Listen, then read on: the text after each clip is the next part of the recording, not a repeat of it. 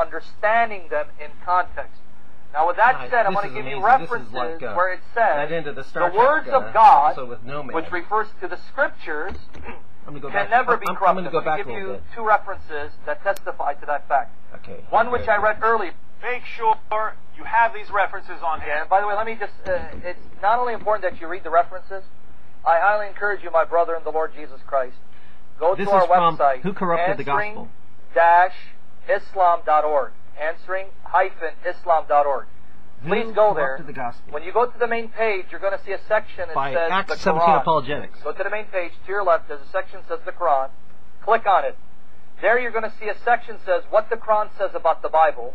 You're going to see a plethora of articles that give full expositions of these passages. So it's not just important reading the passages, but understanding them in context.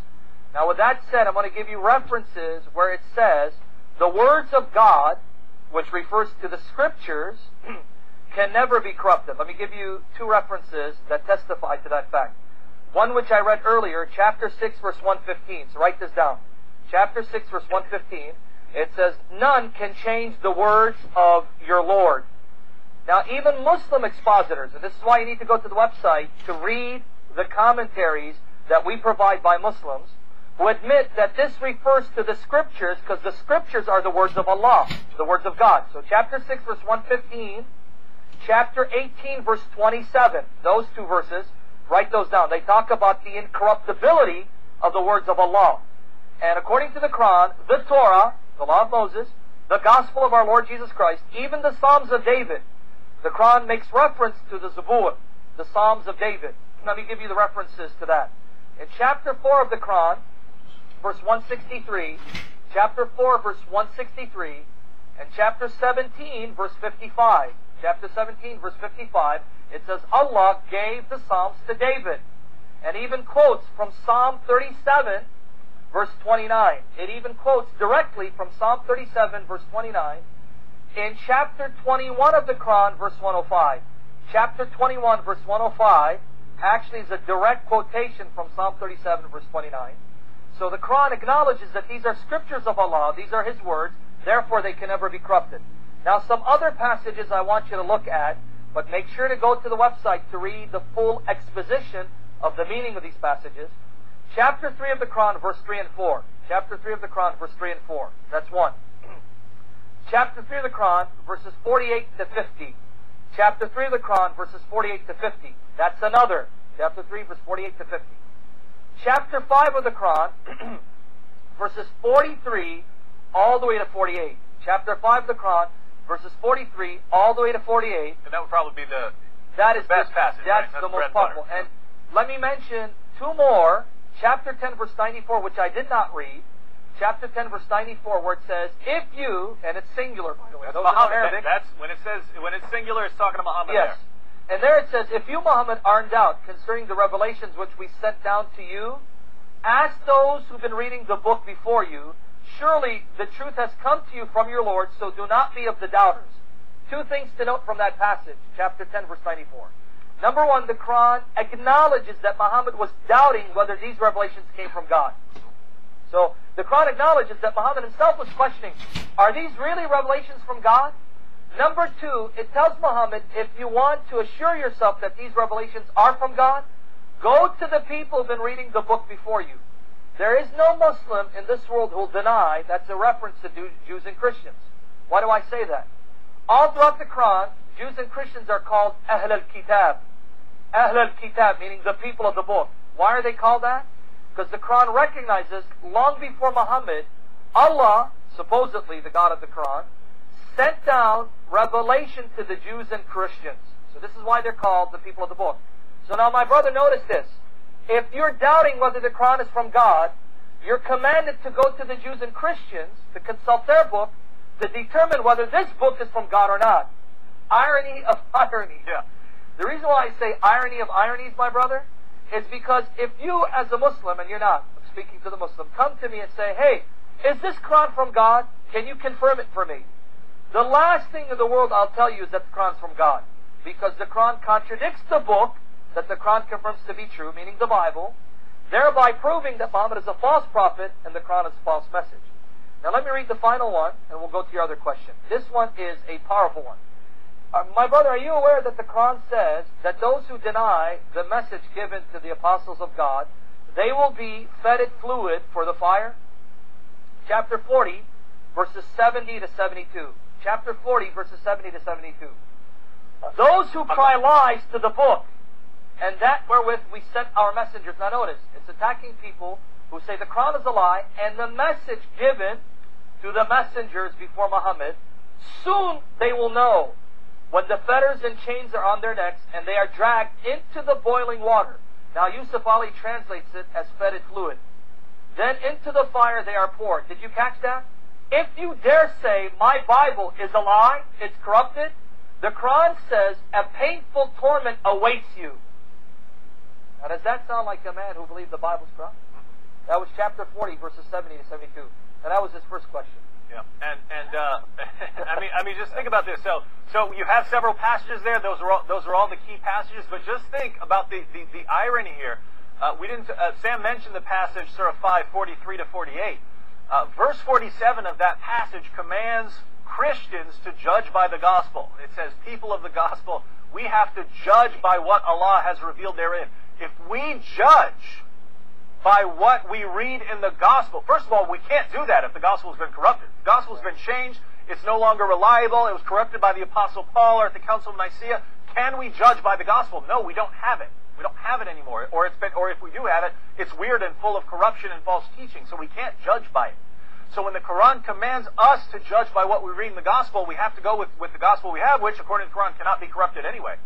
So we have to judge by the gospel as Christians according to the Quran, and if we don't, if we refuse, if we say, I'm not going to judge by the gospel, the Quran calls us rebels. We're no better than those who rebel if we refuse to judge by the gospel. So think about this. Christians, according to the Quran, are commanded to judge by what we read in the gospel. If we judge Islam by what we read in the gospel, we have to reject Islam, we have to reject Muhammad. But not only are we commanded to judge by the gospel, Muslims themselves, starting with Muhammad, are supposed to come to us and confirm, hey, if you have any doubts, check with the people who read the gospel and the Torah. And we're going to tell you, hey, we already judged that Islam is false. So kind of a broad picture here. This goes back to what Sam calls the Islamic dilemma.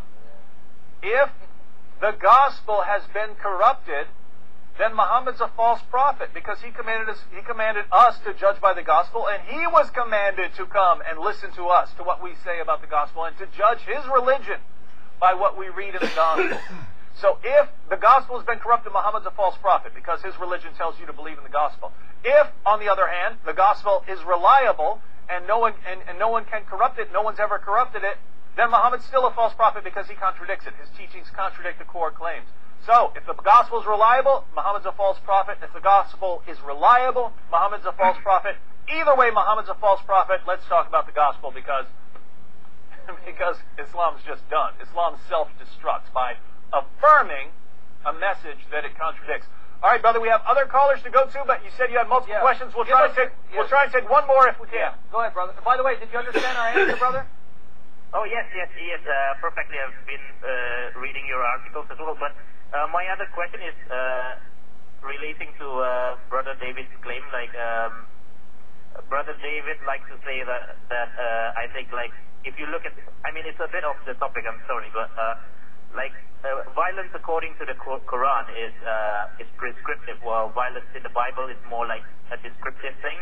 However, Muslims like to refute by saying, but look at the book of Deuteronomy, for example, down there, Christians are commanded to kill mercilessly, and also, I think, Luke 14:23. Well, I'll take the answer yes, of the line. Make sure you hear the answer. Yeah. Make sure you hear the answer, and we're going to have to do a full topic. I hope you guys can help me answer that just briefly. Yes. Help me refute those clips briefly. Sure. I'll take the answer of the line. I'll start off with the Quran, then you want to address the Deuteronomy. Repeat this question so people understand. So the question is, by the way, everyone, just to give the general idea, because this is so common, people in the West in general, we look at the Quran and we say, look, this is filled with violent passages. So if our objection is there's violence in the Quran, Well, guess what? We're being inconsistent, right? Because there's violence in the Bible. So we have to say, well, what's the difference? Well, when we open up the Quran, it's not saying a particular Muslim at a particular time was commanded to commit violence in some particular set of circumstances. The commands to commit violence are directed towards Muslims. They're directed towards Muslims. So our bread and butter when we bring this topic up, Surah 9, verse 29, says, fight those who do not believe in Allah. And it gives a list of things you're going to fight people over. And it specifically says, from among the people of the book, that's Jews and Christians, until they pay the jizya with willing submission and feel themselves subdued. So this passage, it's not a command to a particular Muslim. It's not saying, and it was revealed to Moses that he had to go fight someone. It's a command to Muslims. It is a command to Muslims to fight. And these are Muhammad's final marching orders. Surah 9 is the last major surah revealed in the Quran. And it commands Muslims to go out and fight. And you find a bunch of passages like this. You find them in the Quran, you find them in the Hadith, where Muslims are told they're supposed to go out and violently subjugate unbelievers. And it doesn't say, just you, and then once you're done, and then once you die, then it's over. These are the final marching orders for Muslims. They are told to go out and fight, and guess what? That's all you see for the first several centuries of Islam, up until the modern period where Islam wasn't as powerful, and that's when you start hearing Islam's a religion of peace. Before this, no Muslim said Islam is a religion of peace unless they mean it in a very specific sense. But Muslims are commanded to go out and violently subjugate other people.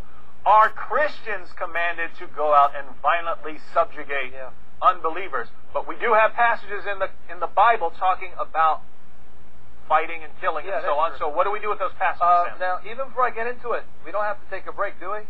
Because I don't want to get cut off in the middle. Okay, yeah, we do. Let's take our last break. We'll come back. We'll answer this question, and then we'll move on. All right. We'll see you back in just a moment on Jesus or Muhammad. Welcome back to Jesus or Muhammad. We've got a question about the violence in the Bible. Is it the same thing? I pointed out that the violence we find in the Quran is prescriptive.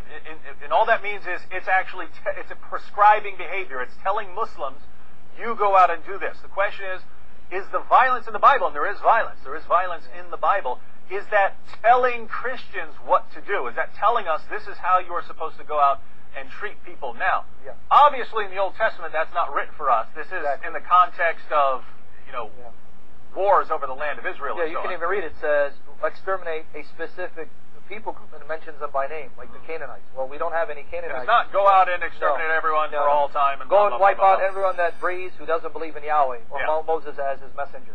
Does not exist in the Old Testament. So that's a description of how God worked through Israel at that time. But the argument goes like this, and this was the point. Now I'll try to address it briefly, and Lord willing, I hope you're listening, we're going to devote a full topic sometime this week. If not tomorrow, maybe Monday, Lord willing, we'll devote a full topic on addressing all the New Testament passages that Muslims wrench out of context to prove that command to wipe out anyone who doesn't accept the gospel of Jesus Christ is still binding upon us. But let me real quickly, you said Luke 14:23. Luke 14:23 says this. This is a passage that Muslims do quote out of context. Jesus is quoting a parable, and in the parable the master said to the servant, Luke 14:23, go out to the highways and hedges and compel people to come in, that my house may be filled. For some reason Muslims assume compel means use violence, use force, even the threat of death if they don't embrace the gospel of Jesus Christ. That can't be the meaning. That compel cannot mean use physical violence, physical force to compel people to accept the gospel of Jesus Christ. He's easily confirmed by looking at Luke chapter 10, verses 5 to 15. Specifically, Luke 10, verses 5 to 12. So, brother, I hope you're listening to me. If you want to know what this passage doesn't mean, just go a few chapters earlier to Luke chapter 10, verses 5 to 15, specifically 5 to 12. Let me read it. Here's what Jesus tells his disciples to do when someone rejects the gospel. If compel means kill them or use physical violence, then surely you'll find it in the clear instructions that Jesus gives to the disciples as he sends them out to preach the gospel, right? Because Luke 14:23 is a parable. So you take a parable, misinterpret it in order to give the impression that he's saying use physical force. Well, here's There's only- plain instructions on how to spread the I'll gospel. get In back Luke to 10, this. verses 5 to 15, and notice what Another Jesus part's does not coming say. up. Let me read it.